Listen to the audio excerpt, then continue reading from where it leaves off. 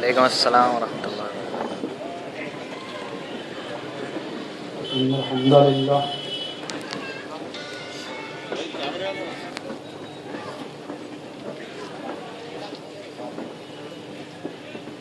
نحمده ونستعينه ونستغفره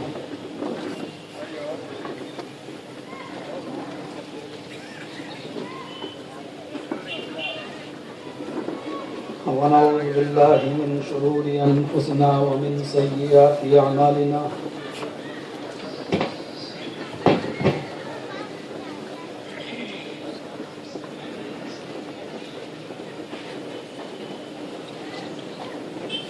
من يهده الله فلا مضل له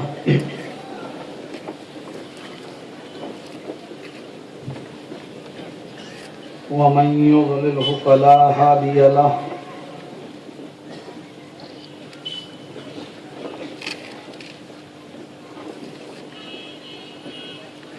وأشهد أن لا إله إلا الله وحده لا شريك له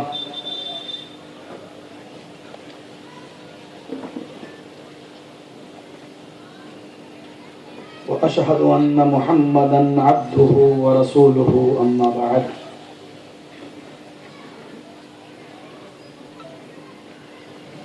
فإن خير الحديث كتاب الله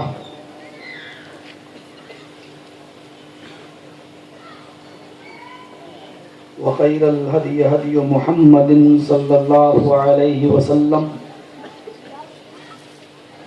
وشر الأمور محدثاتها وكل محدثة بدعة وكل بدعة ضلالة وكل ضلالة في النار.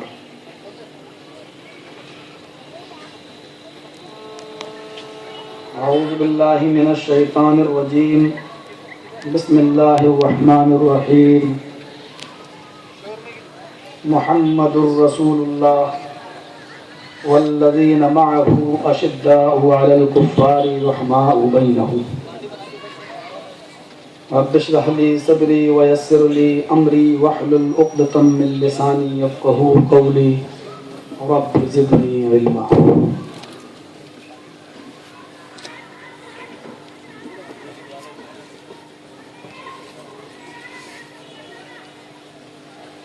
ہر قسم کی تعریف کبریائی بڑائی بزرگی اللہ سبحانہ و تعالیٰ کے لیے لائق و مناسب ہے، جو ہم سب کا خالق ہے، مالک ہے،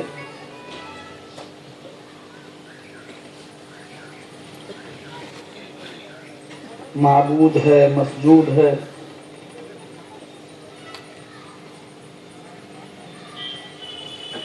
احکم الحاکمین ہے، رب العالمین ہے،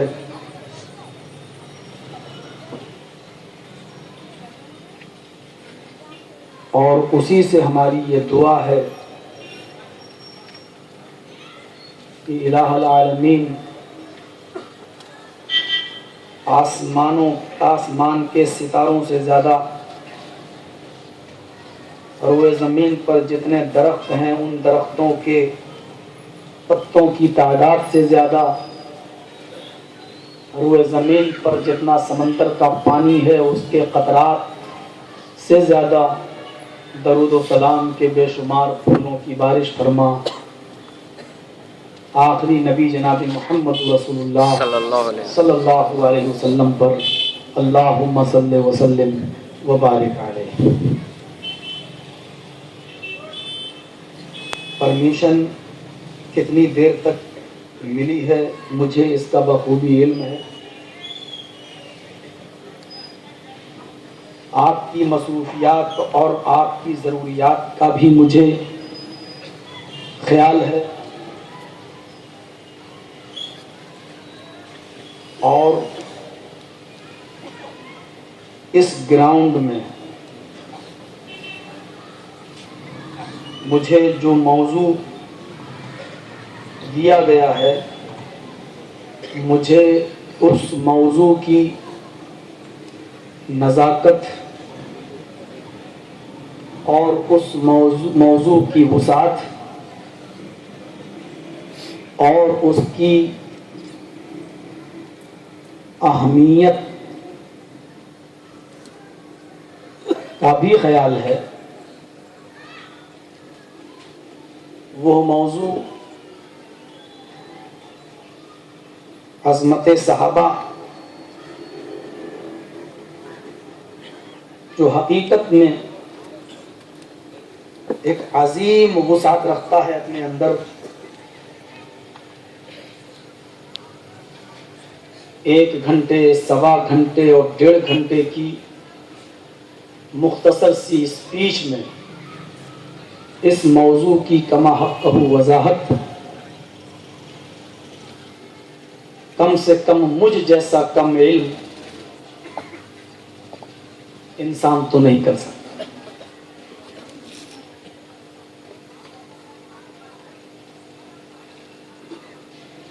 میں خود یہ سوچ میں پڑ گیا کہ اس موضوع کی شروعات میں کہاں سے کروں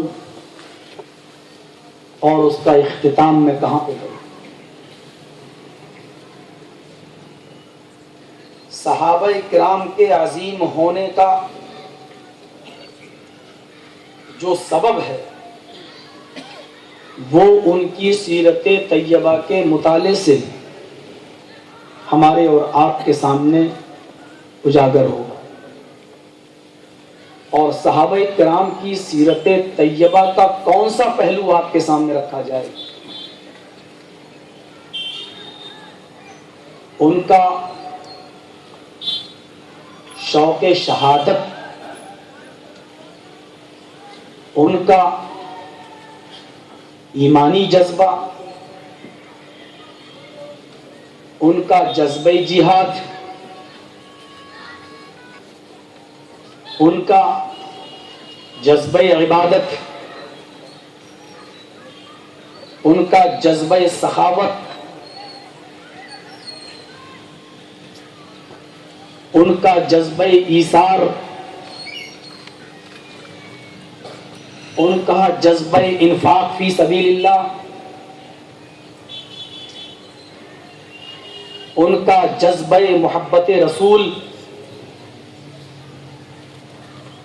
غرض یہ کہ صحابہ کرام کی سیرت مختلف گوشوں پر اور شعبوں پر بٹی ہوئی ہے.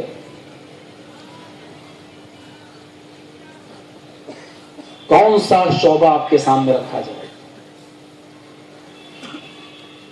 ہم دیکھتے ہیں حضرت ابو طلحہ انصاری رضی اللہ تعالی عنہ پر نظر ڈالتے ہیں. بڑھاپے کے عالم میں ہیں، کمر جواب دے چکی ہے، لاٹھی کا سہارا لے کر چلتے ہیں اور ان کے سامنے قرآن کی آیت آ جاتی ہے، انفروا خفافا وثقالا وجاهدوا باموالکم وانفسکم فی سبیل اللہ، کہ تم ہر حال میں اللہ کے راستے میں نکلو. خفافا وثقالا، تمہاری حالت چاہے سہولت کی ہو یا دشواری کی، تمہاری حالت آسانی کی ہو یا پریشانی کی، ہر حال میں تم نکلو. وَجَاهِدُوا بِأَمْوَالِكُمْ وَأَنفُسِكُمْ، اور اللہ کی راہ میں جہاد کرو اپنے مالوں کے ذریعے اور اپنے نفس کے ذریعے.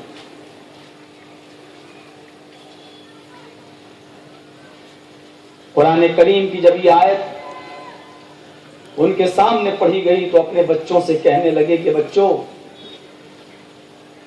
میرے بیٹوں، میرے لیے سامان حرب تیار کرو، میرے لیے جنگ میں جانے کی تیاری کرو، سامان تیار کرو، گھوڑے کا انتظام کرو، تلوار کا انتظام کرو. ان کے بچوں نے کہا ابو جان، ابو جان آپ اپنی عمر دیکھیے، اور آپ کی عمر اس بات کی اجازت نہیں دیتی کہ اب آپ جنگ میں جائیں. کہا بیٹو تم ہمیں سمجھا رہے ہو، قرآن کی آیت دیکھو کیا کہہ رہی ہے، ہر حال میں نکلو. بچوں نے پھر سمجھایا ابو جب تک نبی اکرم صلی اللہ علیہ وسلم زندہ رہے آپ نے ان کے ساتھ جنگ کی، پھر ابو بکر صدیق کا زمانہ آیا آپ نے ان کے ساتھ بھی جنگوں میں شرکت کی، حضرت عمر فاروق کا زمانہ آیا آپ نے ان کے ساتھ بھی جنگیں کی.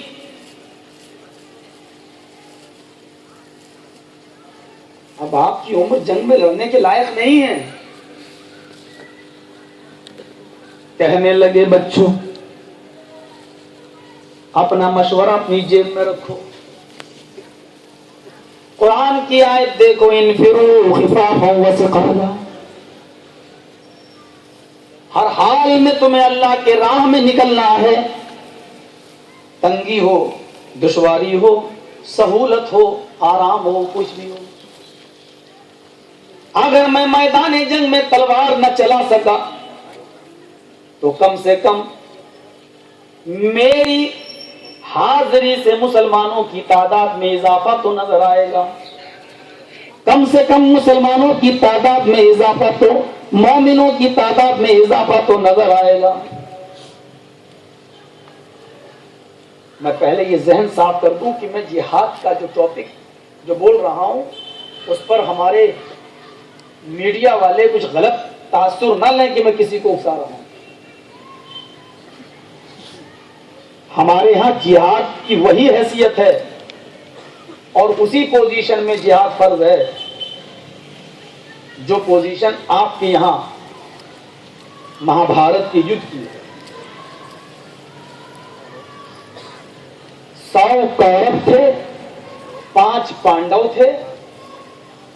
کورو ظالم تھے، پانڈو رحمدل تھے، اور 5 پانڈو نے 100 کورو کے خلاف جنگ لڑی اور کرشن جی نے 5 پانڈو کا ساتھ دیا اور 5 پانڈو کو وجے پراپت ہوئی، یعنی فتح نصیب ہوا. جس طرح ظلم کے خلاف 5 پانڈو نے ہتھیار نہیں ڈالے، بیٹھے نہیں، بلکہ ان کے خلاف انہوں نے جنگ لڑی، کیونکہ قوموں کی حیات، قوموں کی زندگی جنگوں سے وابستہ ہوا ہے.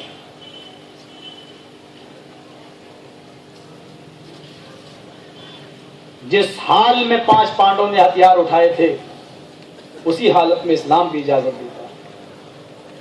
ورنہ اسلام کی تاریخ یہ بتاتی ہے، اور اگر کسی میں دم ہے حقیقت لکھنے کی تو لکھے. اور کوئی میڈیا والا اگر اس نے اپنی ماں کا حلال دودھ پیا ہے تو میرے یہ الفاظ لکھے.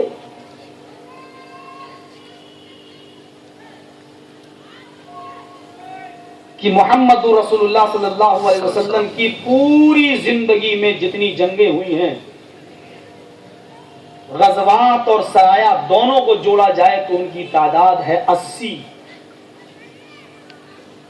غزوہ اس کو کہتے ہیں جس میں اللہ کے رسول شریک ہوئے، اور سریہ اس کو کہتے ہیں جس میں صحابہ کرام نے شرکت کی ہے اور اللہ کے رسول نے کسی کو سپہ سالار بنا کر بھیجا ہے اور نبی اس جنگ میں شریک نہیں ہو سکے. غزوہ اس کو کہتے ہیں جس میں اللہ کے رسول بھی شریک رہے، اور سریہ اس کو کہتے ہیں جس میں اللہ کے رسول شریک نہیں ہو سکے. جتنی جنگوں میں اللہ کے رسول شریک ہوئے ان کی تعداد ہے 26. 26 جنگوں میں آپ شریک ہوئے، اور 54 جنگیں 54 بار 54 جنگیں ایسی ہیں کہ جس میں آپ شریک نہیں ہو سکے. صحابہ نے جنگیں لڑی، ٹوٹل دونوں کو جوڑا گیا تو ہوتی ہیں ٹوٹل 80 جنگوں میں جس میں نبی شریک ہوئے بھی اور نہیں بھی ہوئے. جس میں ہوئے اور نہیں ہوئے دونوں کو جوڑا جائے تو 80 جنگیں ہوئیں، اور 80 جنگوں میں دونوں طرف سے یعنی شہداء کی اور مقتولین کی اگر تعداد گنی جائے، یعنی کافر جو قتل کیے گئے ان کی تعداد گنی جائے اور جو مسلمان ان جنگوں میں شہید ہوئے ان کی تعداد اگر گنی جائے، دونوں کی ٹوٹل تعداد اگر گنی جائے تو آپ تعجب کریں گے 80 جنگوں کی ٹوٹل مقتولین اور شہداء کی تعداد ہے اونلی 1018۔ 80 سے ڈیوائڈ کیجیے آپ، ایک جنگ میں 50 کا بھی اوسط نہیں پڑ رہا ہے، اور وہ بھی دونوں طرف سے جوڑے جائے تب۔ اور 1914 میں 1914 میں جو ایک جنگ عظیم ہوئی تھی مہا یدھ، صرف ایک جنگ عظیم، ہم افغانستان میں جو کروز میزائلیں گرائی جا رہی ہیں اور عراق میں، اور ہم اس طرف نہیں جانا چاہتے ہیں کہ بے قصوروں کی تعداد کتنی ہے، عراق اور افغانستان اور شام، اور ہم اس طرف نہیں جانا چاہتے ہیں۔ صرف ایک جنگ عظیم جو ہوئی تھی، صرف ایک 1914 کی، اس ایک جنگ عظیم کے اندر مرنے والوں کی تعداد ہے 99,98,771۔ 1914 کی جنگ عظیم میں ایک جنگ میں مرنے والوں کی تعداد 99,98,771۔ دہشت گردی کا لیبل لگانا ہے تو ان جنگ عظیم کے برپا کرنے والوں پہ لگاؤ، 99,98,000 بے قصور لوگ جو مارے گئے ان کے قاتلوں پر لگاؤ۔ تمہارا جو دشمن ہے اس کو قتل کرو، ہمیں کوئی اعتراض نہیں، لیکن تمہاری کروز میزائلوں میں اور تمہارے ڈرون حملوں میں بے قصور مارے جا رہے ہیں، بیچارے عورتیں بیوہ ہو رہی ہیں۔ مجھے بتائیے کہ وہ ملک اپنے آپ کو امن پسند کہتا ہے کہ جس کے ظلم کا نشانہ آج بھی ہیروشیما کی بستی اور جاپان کی بستی ہے، آج بھی وہاں سے لنگڑی لولی اور اپاہج اولاد آج بھی پیدا ہو رہی ہے، ان کے زہریلے بموں کے تاثر آج بھی ان کے اوپر اثر انداز ہو رہے ہیں۔ زبان نہ کھلواؤ گے۔ اور کسی شاعر نے شعر پڑھا تھا، اس کو فلمی دنیا والوں نے بھی لے لیا، لیکن یہ فلمی دنیا کا شعر نہیں ہے۔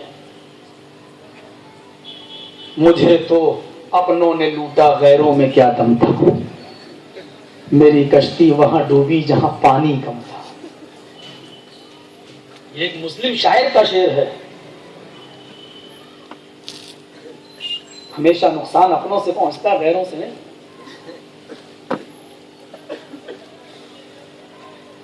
رقیبوں نے رپٹ لکھوائی ہے جا جا کے تھانے میں۔ اکبر الہ آبادی کا شعر یاد ہے، رقیبوں نے رپٹ لکھوائی ہے جا جا کے تھانے میں، اکبر نام لیتا ہے خدا کا اس زمانے میں۔ اور آج یہ شعر پورا میرے اوپر فٹ بیٹھ رہا ہے۔ رقیبوں نے رپٹ لکھوائی ہے جا جا کے تھانے میں کہ جرجیس نام لیتا ہے خدا کا اس زمانے میں۔ لیکن کریں کیا، ہم بھی مجبور ہیں، ہم لڑتے ہی آئے ہیں۔ جب بھی آنچ آئی تو جواب ہم ہی کو دینا پڑا، اور یہ ہمارے اسلاف کی تاریخ رہی ہے۔ جب قرآن کریم کی 159 آیتوں پر سوامی دیانند جی سرسوتی نے اعتراضات کا انبار لگایا تو اس کا جواب کسی اور نے نہیں دیا۔ ستیارتھ پرکاش میں جب 159 آیتوں پر اعتراض لگایا تو حق پرکاش کے نام پر ایک کتاب ہمارے ہی علماء نے میں سے کسی عالم نے لکھی تھی مقدس رسول کے نام سے، اور 160 جواب دیے۔ 159 سوالوں کا 159 جواب ہونا چاہیے، لیکن انہوں نے جواب 160 دیے۔ تو یہ طرز باقی نہیں چھوڑا۔ اور جب نبی اکرم کی شان میں کتاب لکھی گئی ان کے خلاف، رنگیلا رسول، تو اس کا جواب بھی کسی اور نے نہیں دیا۔ سینے ٹھونکنے والے تو بہت ملیں گے آپ کو، محمد رسول اللہ سے محبت کا دعویٰ کرنے والے تو بہت ملیں گے آپ کو، لیکن جس وقت رسول اللہ کی عزت و عصمت پر حرف آ رہا تھا تو رنگیلا رسول کا جواب مقدس رسول کے نام سے لکھ کر اس نے بھی اس طرز کو ادا کیا تھا. اس ہستی کا نام ہے ثناء اللہ امرتسری. مجھے نہیں معلوم کہ اتنی بڑی شخصیت نے کس سے اجازت لی تھی مقدس رسول لکھنے کی اور حق پرکاش لکھنے کی. ہمارے پیروں میں تو بیڑیاں ڈالی جا سکتی ہیں کہ مولوی صاحب یہ مت بولنا, مولوی صاحب وہ مت بولنا, مولوی صاحب آپ چلے جاؤ گے, ہم پریشانیوں میں مبتلا ہو جائیں گے. ان کو ہمارے نبی تو وہ تھے, جب ہجرت کی اور صحابہ کا درد سن رہے ہو تو سنو. مدینے کے صحابہ بھی ابھی قومی اصلیت سے نکلے نہیں تھے. انصاری کا گھاٹ تھا, انصاریوں نے, ایک انصاری اپنی بکری کو پانی پلانے کے لیے اس گھاٹ پہ گیا. وہیں مکے سے جو لوگ ہجرت کر کے مدینہ پہنچے تھے مہاجرین میں سے بھی ایک آدمی اپنی بکری کو پانی پلانے کے لیے گیا. انصاری نے کہا پہلے میں پانی پلاؤں گا اپنی بکری کو. مہاجر نے کہا نہیں, پہلے میں آیا ہوں, پہلے میں پلاؤں گا پانی اپنی بکری کو. انصاری نے کہا پہلے تم آئے ہو تو کیا ہوا, گھاٹ تو انصاری کا ہے, ہمارا ہے, مدینے والوں کا ہے, ہم تمہیں بکری کو پانی پلانے دیتے ہیں, یہ تو ایک احسان ہے ہمارا. اس نے کہا یہ کچھ نہیں, میں پہلے آیا ہوں, پہلے میں پانی پلاؤں گا.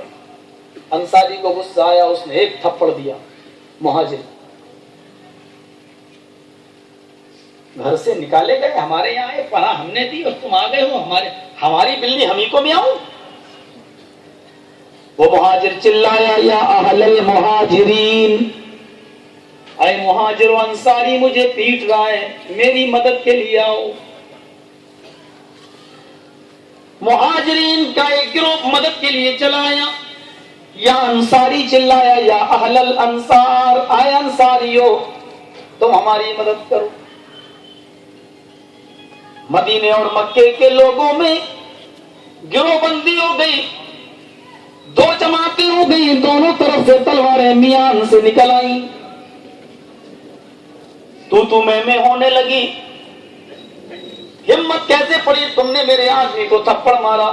اس نے کہا ہمت کیسے پڑی, تم ہمارے گھاٹ پر پہلے پانی پلاؤ گے اپنی بکری کو, جبکہ گھاٹ اتنا بڑا تھا, ادھر سے یہ پلا سکتا تھا, ادھر سے وہ پلا سکتا تھا, جھگڑا ہی ختم تھا. لیکن نہیں, قومی عصبیت ابھی پوری طریقے سے نکل نہیں پائی. تاریخ خطیب میں خطیب بغدادی نقل کرتے ہیں, ایک چھوٹا سا بچہ 9 سال کا اس منظر کو دیکھ رہا تھا. وہ بھاگتے ہوئے مسجد میں گیا. اللہ کے نبی قرآن کی تلاوت میں مصروف تھے. آپ سے کہنے لگا اللہ کے نبی جلدی اٹھیے. انصاریوں نے بھی تلواریں نکال رکھی ہیں, مہاجرین نے بھی تلواریں نکال رکھی ہیں. اگر تھوڑی بھی دیر کی تو خون کی ندیاں بہہ جائیں گی. آپ قرآن پڑھ رہے تھے, آپ نے قرآن پڑھنا بند کیا اور اٹھے, دوڑے. میرے نبی نماز کے لیے بھی کبھی اتنی تیز نہیں دوڑے, بلکہ دوڑ کر نماز پڑھ کر آنے کے لیے منع کیا ہے کہ کوئی بھی آدمی دوڑ کر بھاگتے ہوئے نماز پڑھنے نہ آئے. وہ اپنی درمیانی چال سے آئے, جو رکعتیں مل جائیں پڑھ لے, جو چھوٹ جائے وہ بعد میں پوری کر لے. لیکن جب یہ سنا کہ تلواریں نکل آئیں تو بھاگتے ہوئے گئے. آپ کی چادر دروازے کے ایک کھوٹے سے ٹکرا گئی اور وہ زمین کے اوپر گر گئی. آپ کی پیٹھ بالکل برہنہ ہو گئی. وہ بچہ چادر اٹھاتا ہے, اے اللہ کے نبی یہ چادر لے لو. چادر بھی زمین پر وہ گری کہ جب میرے نبی جس چادر کو اوڑھ لیں تو عرش والا اس چادر کو بھی اتنا مبارک بنا دیتا ہے کہ اس نے پھر یا محمد نہیں کہا. جب میرے نبی نے چادر اوڑھ لی تو عرش والے نے یا ایھا المزمل کہہ کر پکارا. وہ چادر جب زمین پر گری تو بچے نے کہا اللہ کے نبی چادر گر گئی, اس کو لے لیجئے. فرمایا بیٹے چادر لوں گا دیر ہو جائے گی, اتنی دیر میں کوئی مسلمان بھائی کسی مسلمان کو قتل نہ کر دے. آپ ان دونوں کے بیچ میں جاتے ہیں, انصاریوں نے بھی دیکھا کہ پیٹھ ننگی ہے، مہاجرین نے بھی دیکھا پیٹھ ننگی ہے، لیکن دونوں اتاولے ہیں۔ اے اللہ کے نبی آپ بیچ سے ہٹ جائیے، آج ہم ان کو نہیں چھوڑیں گے۔ وہ کہتے ہیں کہ اللہ کے نبی ہٹ جائیے، میں ان کو آج نہیں چھوڑوں گا۔ ان کی ہمت کیسے پڑی؟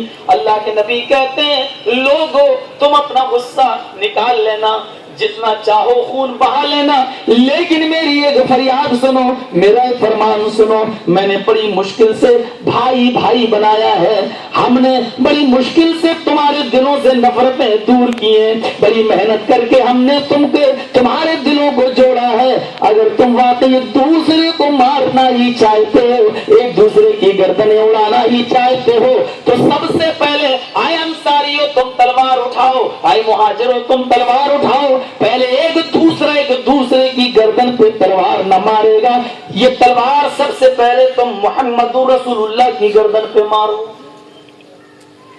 میری زندگی میں کوئی کسی کا مرڈر نہیں کر سکتا، ہاں میں قتل کر دو مجھے، اور میرے قتل کے بعد تم جس کو چاہو مارو، میری زندگی میں تم کسی کو نہیں مار سکتے۔ انصاریوں نے دیکھا کہ نبی نے اپنے آپ کو پیش کر دیا، ادھر مہاجرین نے تلواریں پھینکی، ادھر انصاریوں نے تلواریں پھینکی، اور دونوں ہی تھوڑی دیر میں آپس میں ایک دوسرے سے گلے مل گئے۔ میرے نبی اپنی جان کو ہتھیلی پر رکھ کر لوگوں کو ایک کرائیں، لوگوں کو آپس میں ملائیں، ان کے دلوں میں پھیلی ہوئی نفرتوں کو دور کریں، اور ہمارے ذمہ داران، ہمارے مولانا حضرات، ہم جیسے ذمہ دار لوگ مرغے کھا کھا کر آپس میں ایک دوسرے کو لڑائیں، قورمہ اور مٹن کھا کھا کر ایک دوسرے کو لڑائیں، اور جب دیکھ لیں کہ ان کا جلسہ تو ناکام نہیں ہو رہا ہے، کامیاب ہو رہا ہے، تو پولیس چوکیوں میں جائیں اور کمپلین کریں، بمبئی تک کے حالات بتائیں، 15 سال پرانے گڑے مردے کھودیں اور لوگوں کو یہ بتانے کی کوشش کریں۔ میرے پیارے ساتھیوں، غور کرو، ان تمام چیزوں سے اسلام کبھی مردہ نہیں ہوا ہے، کبھی حق بات نہیں رکی ہے۔ حق بات ہمیشہ ہم نہیں کہیں گے، اللہ کسی دوسرے کو پیدا کرے گا وہ کہے گا، لیکن میرے بھائیوں حق ہمیشہ حق رہے گا، کیونکہ وہ حق ہے۔ حق کو سورج کو بدلیاں تھوڑی چھپا تو لیتی ہیں، لیکن ہمیشہ کے لیے نہیں، وہ پھر نکل کے سامنے آتا ہے۔ حق کو تھوڑی دیر کے لیے دبایا تو جا سکتا ہے، لیکن اس کو ابھرنے سے اور چمکنے سے روکا نہیں جا سکتا۔ یہ صحابہ کا کردار تھا، نبی نے اپنے آپ کو پیش کیا تو صحابہ آپس میں مل گئے۔ ابو طلحہ انصاری کا معاملہ آپ نے سن لیا، سعید ابن مسیب کو دیکھو، ان کی ایک آنکھ زائل ہے۔ سعید ابن مسیب کو دیکھو، ان کی ایک آنکھ زائل، روشنی ختم ہو چکی ہے۔ قرآن کی آیت ان کے سامنے آتی ہے کہ اللہ کی راہ میں تمہیں نکلنا ہے، سختی میں بھی، نرمی میں بھی، ہر حال میں بھی۔ تو انہوں نے بھی اپنے بچوں سے کہا کہ میدان جنگ میں نکلنے کے لیے میرے لیے سامان جنگ تیار کرو، اور وہ نکلے۔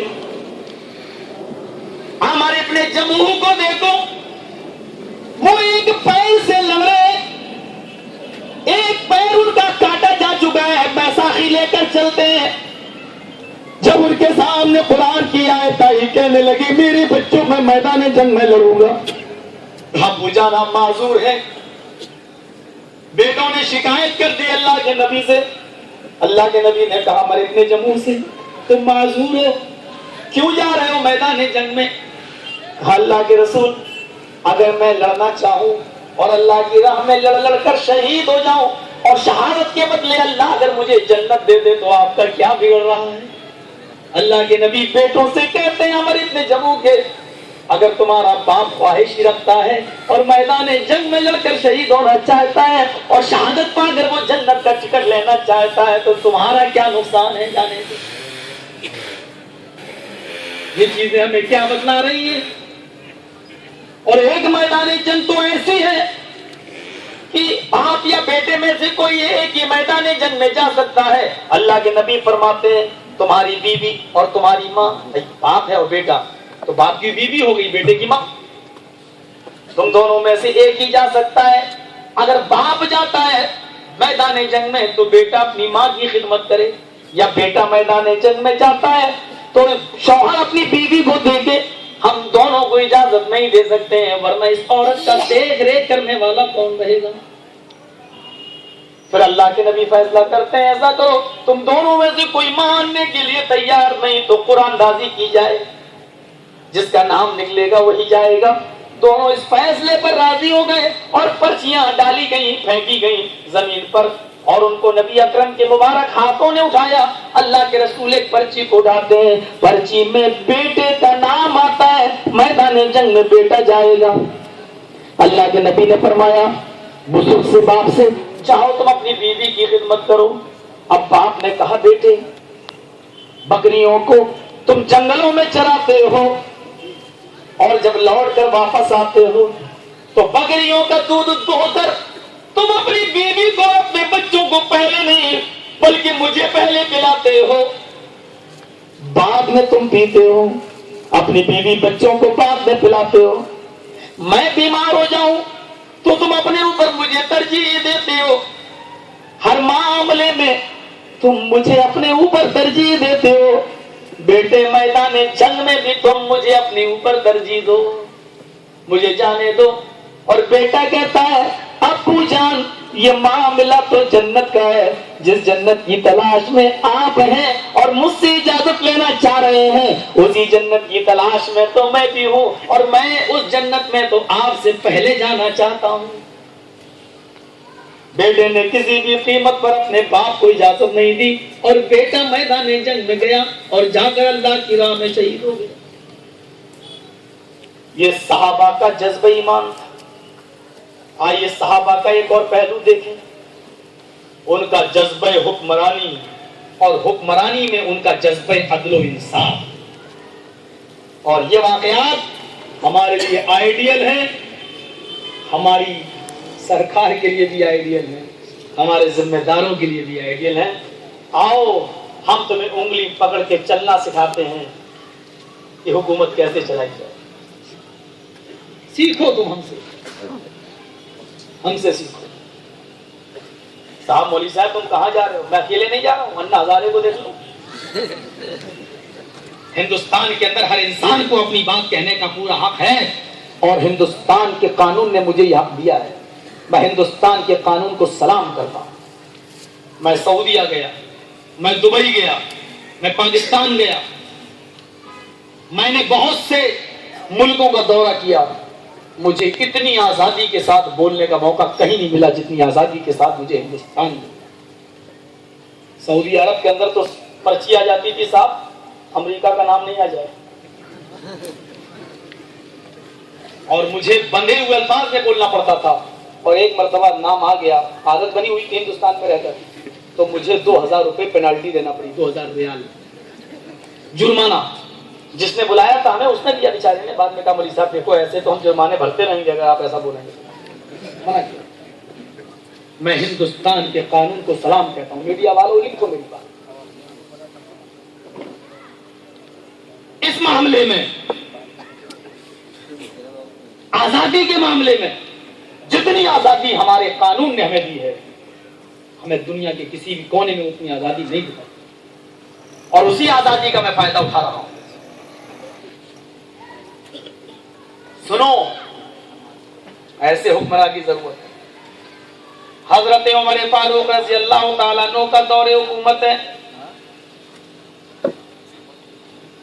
اور ان کے پاس ملک شام کا بادشاہ، ملک شام کا گورنر ملنے کے لیے چلا آیا۔ ذرا دیکھیے گا، ملک شام کا گورنر آ گیا۔ ملک شام کے گورنر نے کیا دیکھا؟ حضرت عمر فاروق کو اپنے چھوٹے سے بچے کے ساتھ کھیل رہے ہیں، اور اس کو پکڑتے ہیں اور اس کو اپنی گود میں لے کے چومتے ہیں، بوسا لیتے ہیں، کس کر رہے ہیں، بوسا۔ وہ ہنس رہا ہے ملک شام کا گورنر۔ حضرت عمر فاروق نے اب پورا حال معلوم کیا، ملک شام کا کیا حال ہے، سب کچھ بتایا۔ تو ہنستے ہوئے کہا کہ امیر المومنین آپ اپنے بچے سے اتنا پیار کرتے ہیں؟ کیوں؟ کہا میرے بھی کئی بچے ہیں، چھوٹے بچے بھی ہیں، لیکن میں نے تو آج تک اپنے بچوں کو اتنا پیار نہیں کیا۔ مجھے فرصت ہی کہاں ملتی ہے، دن بھر حکومت لوگوں کی ضرورت. حضرت عمر فاروق بیٹھے تھے. جب اس نے یہ کہا کہ میں نے تو آج تک اپنے بچے سے اتنا پیار نہیں کیا, تو کھڑے ہو گئے اور اس سے کہا کہ زندگی میں نے پہلی مرتبہ کسی غلط انسان کو ملک شام کا گورنر بنا دیا. آبنی الجائزہ, عہدہ گورنری واپس کر, جو ڈگری گورنری کی تجھے ملی ہے وہ عہدہ واپس کر, تو گورنری کے لائق نہیں. اس نے اپنا منصب, اس نے اپنا عہدہ واپس کر دیا, یہ کہتے ہوئے امیر المومنین میرا قصور تو بتائیے, مجھے گورنری کا شوق نہیں ہے, آپ نے مانگی میں نے دے دی, لیکن میرا قصور تو بتائیے. حضرت عمر کہتے ہیں اس سے بڑا تیرا قصور کیا ہو سکتا ہے کہ تو اپنے بچے سے پیار نہیں کرتا, اور جو شخص اپنے بچے سے محبت نہ کرے, اپنے بچے سے پیار نہ کرے, وہ ملک شام کی عوام سے, وہاں کی رعایا سے کیا پیار کرتا ہوگا. اب تیرے اوپر میرا اعتبار نہیں رہا, تیرے اوپر سے میرا یقین اٹھ گیا. جو شخص اپنے بچے سے محبت نہیں کر سکتا ہے, وہ وہاں کی رعایا اور وہاں کی عوام سے کیا محبت کرے گا. یہ واقعہ آئیڈیل ہے, نمونہ ہے حکمرانی کے اصولوں کو بتانے کے لیے, اور ہر حاکم وقت کے لیے کی سیکھ ہے اس کو اپنی رعایا کے ساتھ کس طریقے سے رہنا چاہیے. حضرت عمر فاروق ایک بار نکلے اور غصے میں تھے, ان کے غلام نے کوئی کام نہیں کیا تھا, اس کا کان پکڑ کر مروڑ دی. اللہ کے نبی نے جب حضرت عمر کو اس حال میں دیکھا تو فرمایا, عمر آج تم اپنے غلام پر جتنی قدرت رکھتے ہو, طاقت رکھتے ہو, تمہارا مالک اس سے کہیں زیادہ تمہارے اوپر قدرت رکھتا ہے, تمہارے اوپر طاقت رکھتا ہے. اکیلے میں اس غلام کے پاس آئے اور اپنے غلام سے کہا, میرے کان کو بھی تو مروڑ. اس نے کہا, آپ میرے آقا ہیں, یہ کیا کر رہے ہیں؟ کہا نہیں تم میرے کان کو مروڑو. اس نے منع کیا, انہوں نے اصرار کیا, اس نے انکار کیا, انہوں نے اصرار کیا. بالآخر وہ تیار ہو گیا اور اس نے ہلکے سے مروڑ دیا. فرمایا ایسے نہیں, جیسے میں نے ایٹھا ہے ویسے. اس نے تھوڑا اور تیز مروڑا, اور تیز, اس نے اور تیز کیا, اور جب اتنی تیز کر لیا کہ حضرت عمر فاروق کو اس بات کا احساس ہو گیا کہ ہاں میں نے اتنی تیز اس کا ایٹا ہوگا, تو کہنے لگے ایسے پکڑے رہنا. اور پھر انہوں نے اپنی گردن آسمان پہ ڈال دی نظریں اور کہا, اے عمر تیرا تکبر کہاں چلا گیا, اے عمر تیرا گھمنڈ کہاں چلا گیا, تیری طاقت کہاں چلی گئی. ایک معمولی غلام تیری اوپر قدرت رکھتا ہے, ایک معمولی غلام تمہارے کان کو ایٹ رہا ہے. فرمایا, آئے اللہ دیکھ, میں نے اسی دنیا میں اپنے ظلم کا بدلہ میں نے دے دیا ہے. اے اللہ قیامت کے دن تو مجھ سے انتقام نہ لینا, یہ میرا غلام کہیں مجھ سے انتقام نہ مانگ بیٹھے, میں نے اس کو اسی دنیا میں بدلہ دے دیا.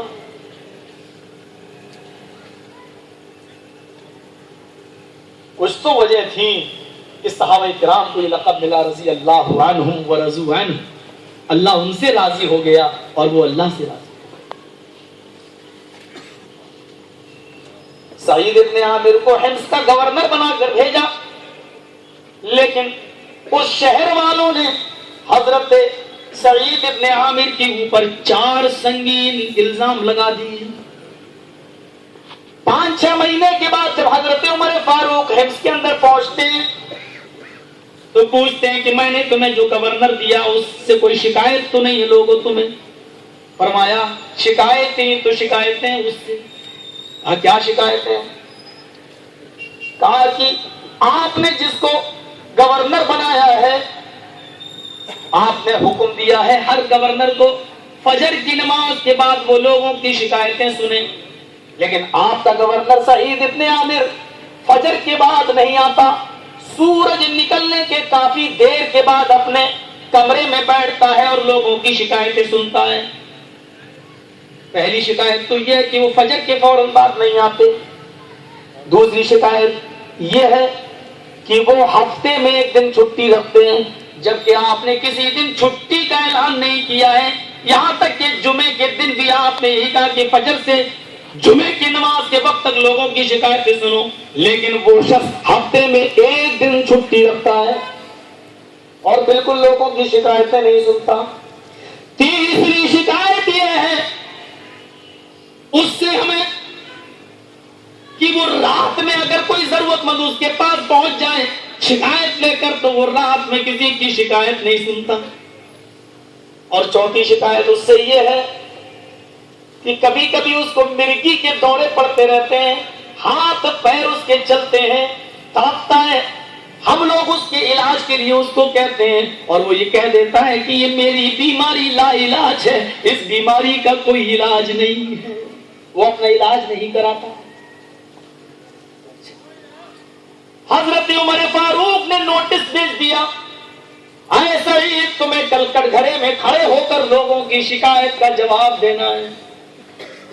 حضرت عمر نے کل صبح کا اعلان کر دیا ہے، لیکن رات آتی ہے تو تہجد پڑھنے کے بعد حضرت عمر دعا مانگ رہے ہیں.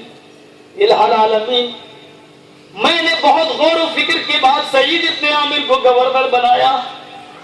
کل سعید ان شکایتوں کا مقابلہ کرے گا. اے اللہ میرے بھروسے کی لاج رکھ لینا. اے اللہ سعید کے پاس ان شکایتوں کا معقول جواب ہونا چاہیے. صبح عدالت لگتی ہے، بتاؤ یہ کون بتائے گا؟ تعجب ہے کہ اس قسم کی باتیں بتانے والے انسان کو آپ یہ کہیں کہ تمہارے خلاف کیس ہے.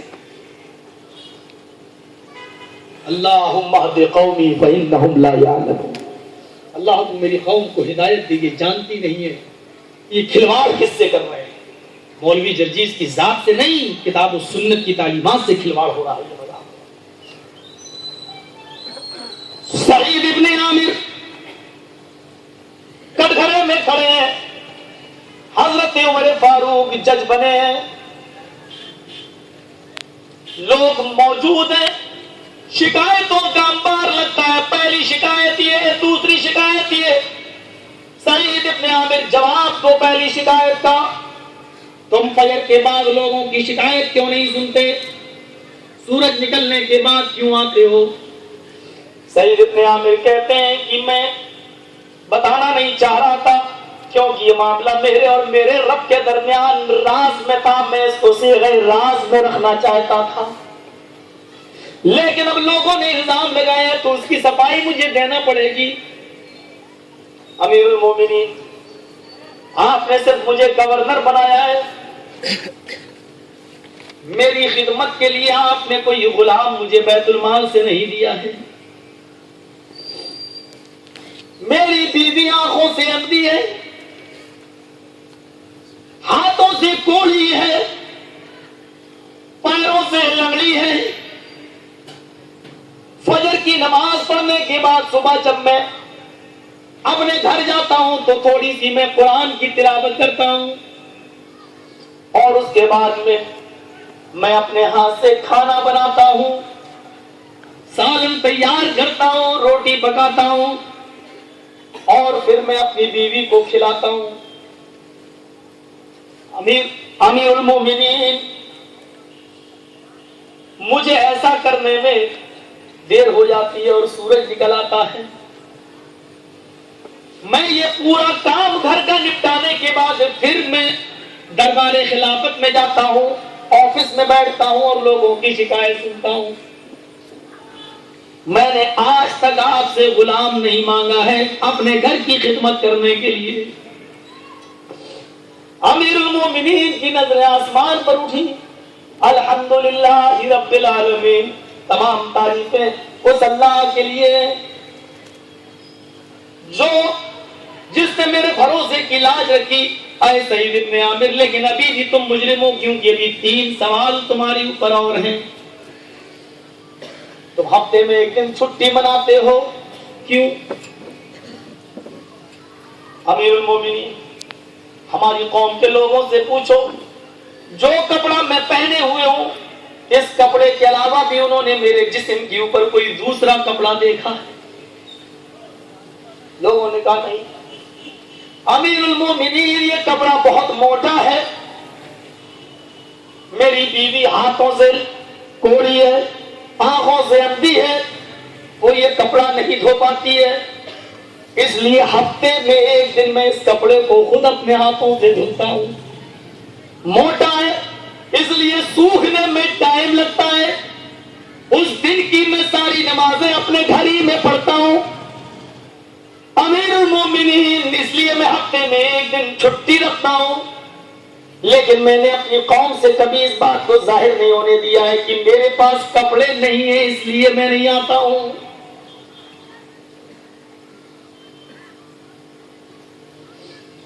امیر المومنین کی نظر آسمان پر اٹھی کہ الحمدللہ رب العالمین۔ لیکن ایسا ہی تیسرا الزام یہ ہے کہ تم رات میں کسی کی گفتگو نہیں سنتے ہو۔ امیر المومنین دن میں ظہر کی فرض نماز پڑھی، فوراً نکل کے آیا اور لوگوں کی باتیں سننے لگا، عصر پڑھی فوراً آیا۔ میں نوافل کا اہتمام نہیں کر پاتا ہوں اس لیے کہ میں بندوں کا حق نہیں مارنا چاہتا، اس لیے میں فرض نماز پڑھ کے واپس آتا ہوں اور لوگوں کے حقوق کو ادا کرنے میں لگ جاتا ہوں۔ میں اللہ کا حق پوری طریقے سے ادا نہیں کر پاتا، اس لیے میں نے دن کو اللہ کے بندوں کے حقوق کے لیے متعین کر لیا ہے، تو رات کا حصہ میں نے اللہ کی عبادت کے لیے وقف کر لیا ہے۔